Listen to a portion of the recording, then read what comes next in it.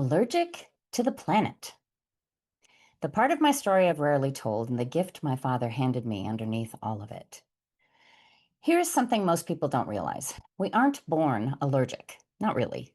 The body learns to react. It meets the world, decides that something in it is a threat, and builds the defenses over time. For most people, that shows up a little later in life. Mine showed up early and rich. My body first frightened the people who loved me before I could even talk. I was 18 months old the first time I was hospitalized. Severe allergies to gluten, among other things.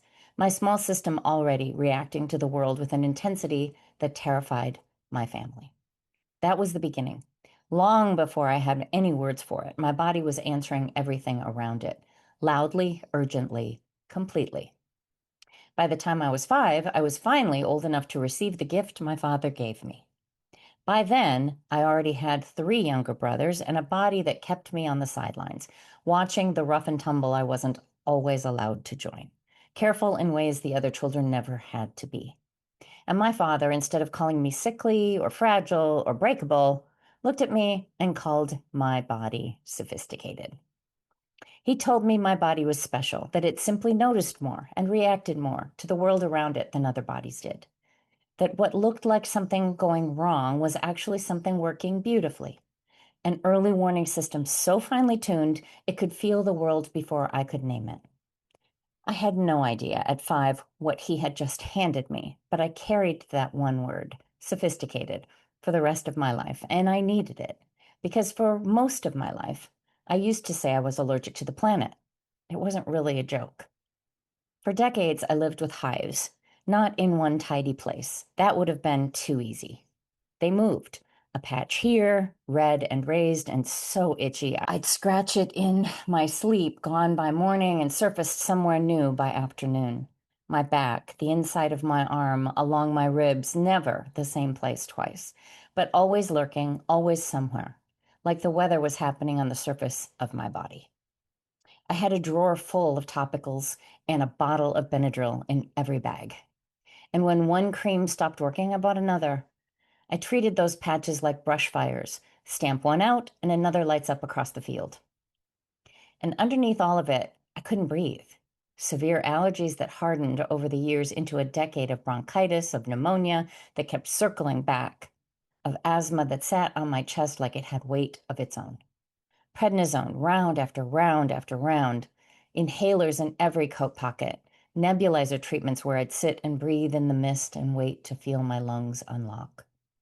Somewhere along the way, despite the word my father gave me, I quietly decided my body just didn't work right. A body I was a little ashamed of, always reacting, always flaring, always too much. And I was told the things you get told, that I was just sensitive, that it was genetics, bad luck, the hand I'd been dealt, that I would manage it with medication forever. After my father, no one ever again suggested my body might be trying to say something. It was treated, started to finish, as a problem to suppress. Here's what no one else said to me, though my father had reached for the word decades earlier. My skin was not malfunctioning. My lungs were not malfunctioning. They were reporting. They were, as he'd told a frightened little girl, sophisticated. Your skin is an organ, the largest one you have. It is not decoration and it is not an afterthought. It is a living, sensing, working organ, and when it breaks out in hives that wander your body for years, it is not betraying you. It is telling you something, exactly the way my airways, tightening, inflaming, filling, were telling me something. The skin, the gut, and the immune system are far more connected than most of us were ever taught. Researchers even have a name for it, the gut-skin axis. And for decades, I aimed everything I had at the messenger, the cream, the pill, the inhaler, and almost nothing at the message. The message, it turned out, was about what I was feeding myself. The body that had landed in a hospital at 18 months over what it was being fed was all these decades later still trying to tell me the very same thing. When I finally changed my food, when I took out the ultra-processed garbage, the engineered, hyper-palatable stuff I'd been living on for years, something happened that I genuinely did not see coming. The asthma quieted.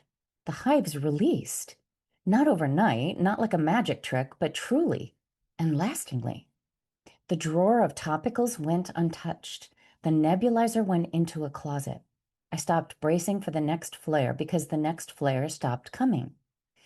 And what rose up in the space where all that fear and itching used to live was not only relief, it was awe at what a body will do when you finally stop arguing with it and start to listen. Now, I have to say this part plainly because I care about you too much to be cute about it. I'm not telling you to throw away your inhaler. Please don't. Asthma is serious, and what you take to breathe is between you and your doctor. Full stop.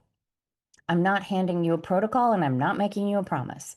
I'm telling you what happened in my own body when I changed what I fed it and what it taught me about whose voice to trust. Your body has its own history and its own wisdom. Mine is not a map of yours, but maybe it can be permission to get curious about yours. Because this is the thread that runs through all of it. The hives, the lungs, and the work I do now with skin and weight and bodies that have carried so much. Your body is not broken. It never was. It is an exquisitely sensitive instrument, picking up signals most people are too numb to notice, doing its absolute best to keep you safe with the information it's been given. The skin that broke out, the lungs that closed, the body that held onto weight, none of it was failure. All of it was biology doing its job. I spent decades certain my body was the problem. It wasn't. It was the most honest and the most sophisticated thing in the room. My father handed me that reframe before I was old enough to keep it safe, and I have spent a lifetime living my way into believing he was right, and then turning around to offer the same gift to other people. The girl who once watched from the sidelines now stands at the front of the room. The hives, the asthma, the weight, the skin, never failures. A sophisticated body doing exactly its job, telling the truth the whole way through. You were never broken. You were sophisticated. You were biological. Join me on Wednesday. Sign up and get to learn a little bit more about how your skin has been working and supporting you. See you then.